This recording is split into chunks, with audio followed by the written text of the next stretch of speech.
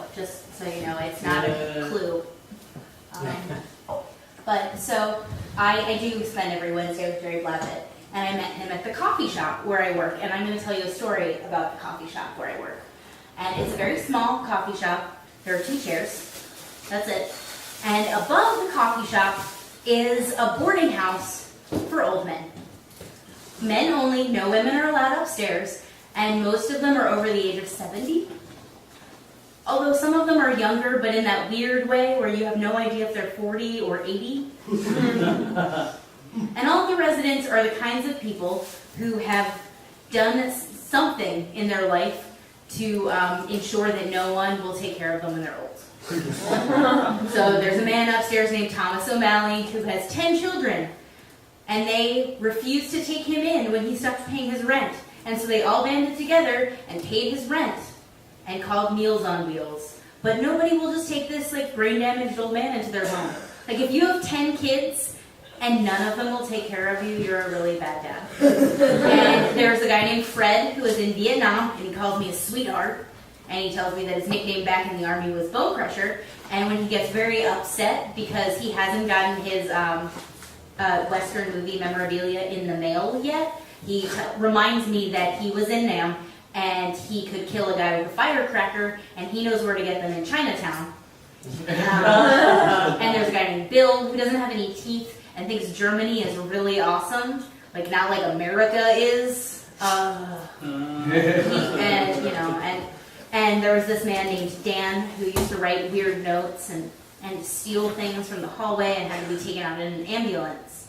But he wasn't the only person to ever be taken out of the coffee shop in an ambulance. A few years ago, there are 2 shifts. Either you work first thing in the morning, 6 or 6:30 to noon, and then you have the afternoon to yourself, or you work from 6 or 6:30 till about 4.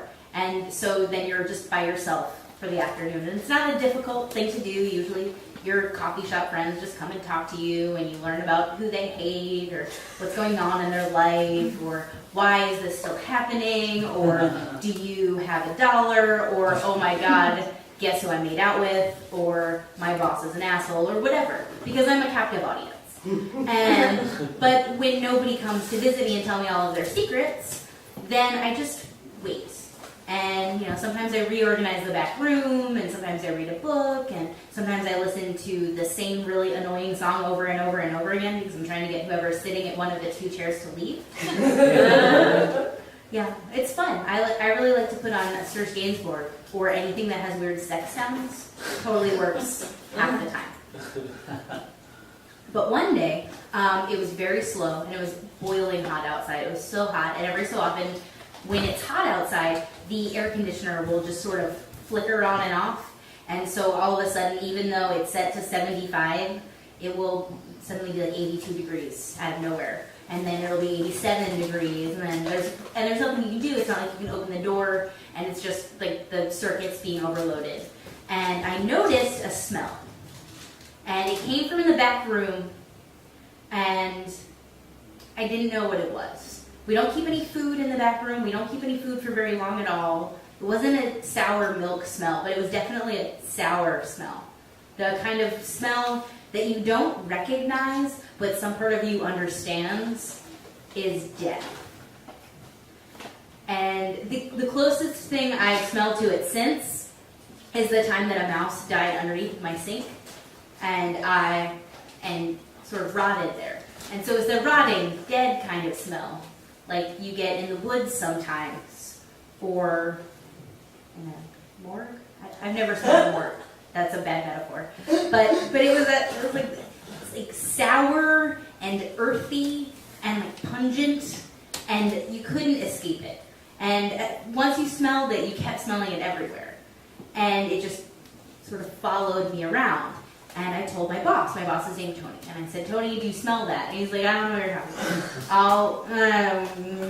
about. He's a man of few words, unless he's talking about his kids' soccer games. And so I was like, no, it's getting worse, I think. There's something going on upstairs. And he's like, I don't know. And that was about 12:30, 1 p.m.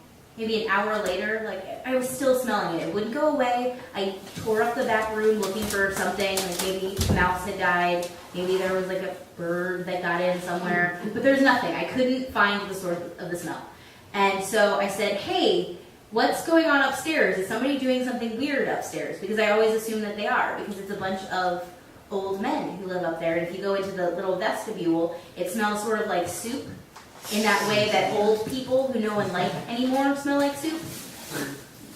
The kind of soup that no one wants to eat because nobody loves them.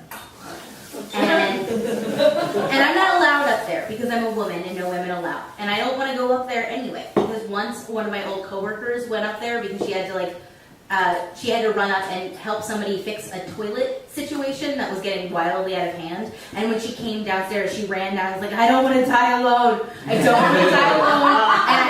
And we're friends, but we're not like affectionate friends, but she made me hug her. And she didn't want to die alone, not like that. But somebody had, is the thing. And so Tony went upstairs, and he knocked on a couple of doors, and then he smelled it. He really smelled it.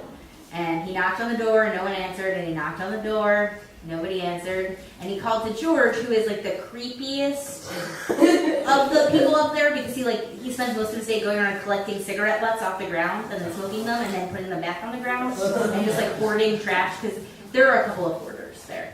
Like, I guess that's what you do when no one loves you. You hoard. And so he's like, George, have you checked in on him lately? He's like, yeah, I saw him yesterday. He was sleeping. Where was he sleeping, George? Like, oh, on his bed. What about the day before? Yeah, he was sleeping. Okay, and Tony has the masterpiece, so I open the door, and there, stacked up on his bed like this, was a corpse. He had died days ago, probably, and the smell it was on the 3rd floor, and I'm on the 1st floor, so the smell had gotten so powerful that I could smell it 2 floors down, but nobody else noticed, because I honestly don't know what happened to any of those men, but their lives are terrible and sad. And they can't smell smells, not even when a dead guy is in their building. And so we had to call an ambulance, and the ambulance came and the police, just to make sure there was no foul play, but obviously it was like an old man who had a heart attack, and nobody noticed for a while. And it was so hot outside, it was so hot inside, it smelled like death. And they just had to bring this rickety stretcher down several flights of stairs. And nobody cared, because there was no foul play, there's no one to save, and so they just kind of dragged it out, making clock, and they pulled the body down, and then they just parked it outside of the door. And there's just a body bag outside of a coffee shop that nobody's coming into, wonder why, with a dead body. In the heat, in the sun, a several days old dead body, just out there, and I'm in the coffee shop, confronting my mortality, and cleaning the espresso machine, and I'm waiting for something to happen, or for them to take the body away, and the one EMT turns to the other and is like, it's hot out, I'm trying to get some Ritas in here. Thanks.